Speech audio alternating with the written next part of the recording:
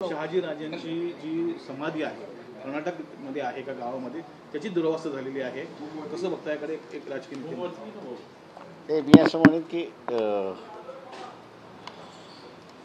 शासनाने जे आहे ते कर्नाटक सरकारशी संपर्क साधला पाहिजे, बोललं पाहिजे आणि त्यांची असणारी जी समाधी शहाजींची जी समाधी आहे तिचं देखभाल व्यवस्थित केलं पाहिजे. ते करत नसेल तर तुम्ही आमच्याकडे द्या, आम्ही त्याचं देखभाल करतो. ही भूमिका महाराष्ट्र शासनाने घेतली तर मला वाटतं कर्नाटक शासन मदत करेल असं मी त्या ठिकाणी मानतो. सर, एक महत्त्वाचं आज आहे, सुप्रीम कोर्टाने निवडणूक आयोगाला निर्देश दिलेले आहेत.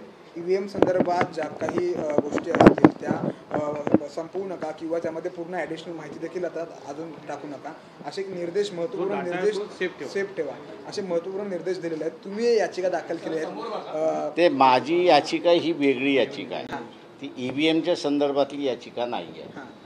माझी याचिका जी आहे ती संध्याकाळी 6 नंतर जे मतदान झाले त्या मतदानाचा रेकॉर्ड रिटर्निंग ऑफिसर जे आहेत आणि इतर अधिकारी जे आहेत त्यांनी ठेवला आहे की न ठेवला आहे, आणि तो जर ठेवला असेल तर त्या पब्लिक डोमेनमध्ये आणावा याच्यासाठी असताना माझी ती याचिका आहे. पण आता जे सुप्रीम कोर्टाने निर्देश दिले आहेत की तो डाटा सेफ ठेवा, त्यामध्ये ॲडिशनल कुठलाही डाटा टाकू नका किंवा जो डाटा आहे तो म्हणजे छेडछाड करू नका, त्याकडे कसं? मी असं म्हणणार म्हणजे अजून त्या निर्णयातला मला इम्पोर्ट अजून कळलेला नाही की इलेक्शन कमिशन त्या EVM एक्झामिन करणार आहेत का. त्या एक्झामिन करणार असतील तर मी असं म्हणेन की ही ऑर्डर तशी असणारी योग्य आहे. कायद्याच्या दृष्टिकोनातून म्हटलं तर इलेक्शन कमिशनला सगळा डेटा हा 6 महिने तसा मेंटेन ठेवावा लागतो. त्या ह्याच्यामध्ये 6 महिन्यानंतर त्यांना सारा तो डिस्ट्रॉय करता येतो किंवा मोठ्या ह्याच्यामध्ये स्टेव करून त्याला ते हे करता येतं. पण नेमकं सुप्रीम कोर्ट EVMचं काय करणार आहे हा सगळ्यात त्याच्यातला महत्त्वाचा भाग आहे.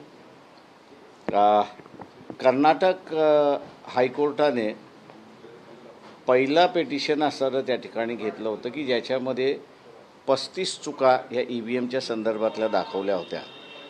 आता त्याच्या संदर्भातला रेफरन्स झाला की काय मला माहीत नाही, परंतु जोपर्यंत पुढची हिअरिंग होत नाही आणि सुप्रीम कोर्ट निर्णय काय त्याच्यावरती देत आहे हे कळत नाही तोपर्यंत मला वाटतं आपल्याला असणारं कॉमेंट करणं योग्य नाही असं मी त्या ठिकाणी मानतो.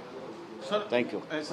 शेवटी 2 प्रश्न. महायुतीमध्ये काय चाललं आहे असा प्रश्न सर्वच जणांना विचारतात, कारण की अनेक गोष्टींवर वाद दिसत आहेत. पालकमंत्री पदावर आता वाद दिसत आहेत, अनेक गोष्टींवर वाद दिसत आहेत. मी एवढंच सांगेन की कुठलाही आमदार ह्याला मध्यवर्ती निवडणुका नको असतात.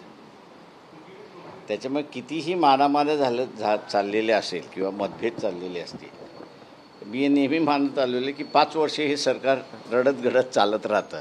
त्याच्यामुळे असणारं एंटरटेनमेंट करावं एवढंच फक्त त्याच्यामध्ये असतं. थँक्यू.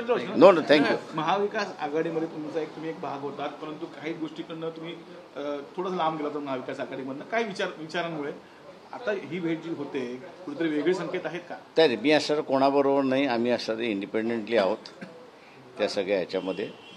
ही भेट मी मगाशी जसं म्हटलं की आदिवासींचा इश्यू होता त्याच्या संदर्भातला आहे आणि याच्यातून पॉलिटिकली तुम्ही अर्थ काढायला जे बघताय ते मला वाटतं नाही असं तुम्ही समजून घ्या. थँक्यू. नाही, हिअरिंग लागलेली आहे. आदिवासींच्या जमिनीवरती असणारं 7 मार्चला हिअरिंग लागलेली आहे. ते 7 मार्चला मी पुन्हा APR होणार.